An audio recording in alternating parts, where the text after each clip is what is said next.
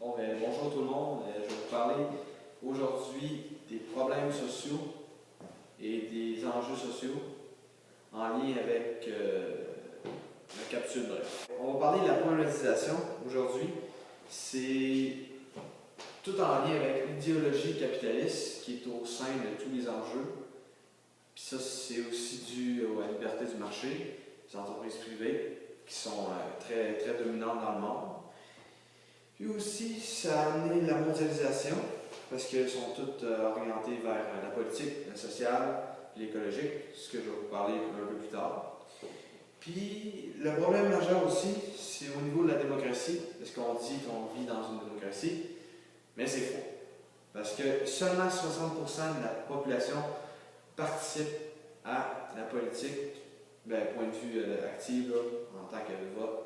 Fait que moi, je trouve que c'est pas assez représentatif, puisque la solution à ça, ça serait justement d'élaborer une démocratie représentative et participante.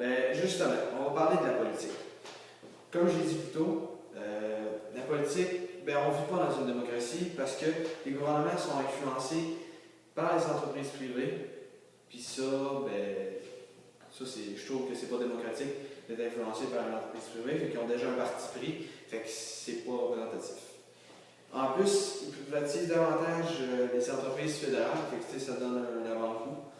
En plus, avec la loi du marché, ils modifient également notre mode de vie avec la surconsommation, qui nous tente à la surconsommation.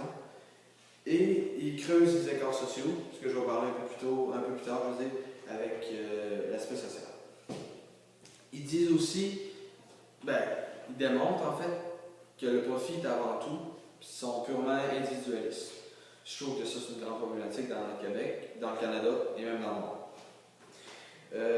Donc, pour remédier à la situation, il faut changer de ces idées néolibérales, puis manifester, puis exprimer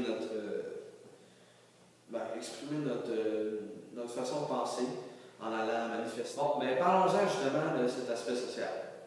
Parce qu'aujourd'hui, l'écart entre les riches et les pauvres est encore plus creux, encore plus profond qu'auparavant.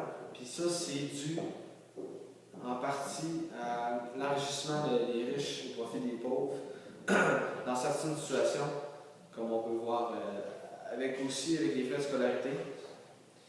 Parce que sont nettement de plus en plus hauts, les frais de scolarité.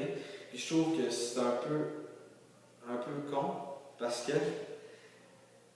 l'éducation, je trouve que c'est la solution pour permettre l'enrichissement de la population.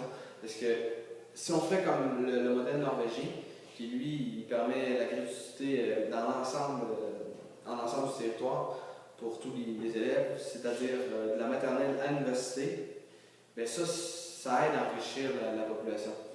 Mais nous autres avec notre super gouvernement, lui a décidé de freiner